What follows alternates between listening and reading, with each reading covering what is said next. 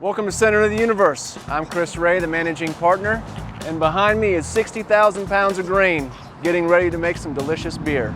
We've been brewing beer for 10 years now. I'm a Tampa native, but I've lived in Virginia since 2000.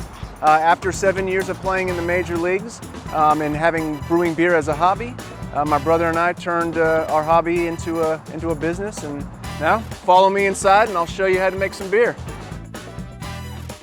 So the grain that was in the silo outside is then augered in here.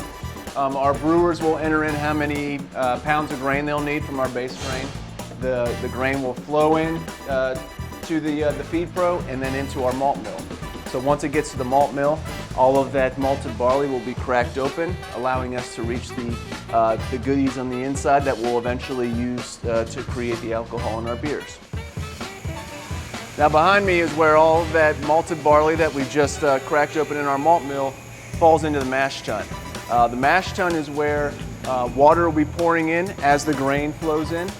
It'll all mix up with our mash rakes, and then it'll sit there for about an hour. And what happens during that time is all the starches that were in that malted barley will convert to sugar.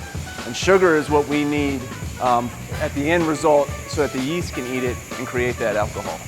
Once the mashing process is done, we will then run it off into this tank and then into our boil kettle. Once the beer is in the boil kettle, now it's time to bring that beer up to a boil, and at that point, that's when we start adding things like hops, or if we're doing any spicing, we can add it in at that point too. We will boil the beer from anywhere from an hour to 2 hours, depending on the style. There's two different ways to get additional alcohol in beer.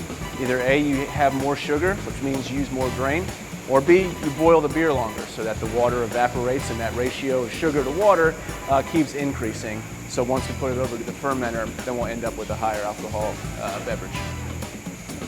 Once the beer is done boiling, we have to cool it down. So we use our heat exchanger, which is right here underneath our brew platform. The wort comes in line and travels up to the fermenter, where once it's in there, we'll pitch some yeast on it and begin the fermentation process. So once the beer is transferred over into our bright tanks, it's carbonated and now it's ready to package. So we do both kegs and cans here at Center Universe. And then after 3 to 5 weeks of production, it's ready to drink. So not only do we brew here at Center Universe, but we also have a tap room. We've got an arcade, we've got a beer garden. We have events here all the time, or you can just stop in any day of the week and grab a fresh beer. Be sure to watch the full episode of 8 at 4 for this story and others by visiting richmond.com/VVN or by downloading the VVN app on your Roku, Amazon Fire, or Apple TV streaming device.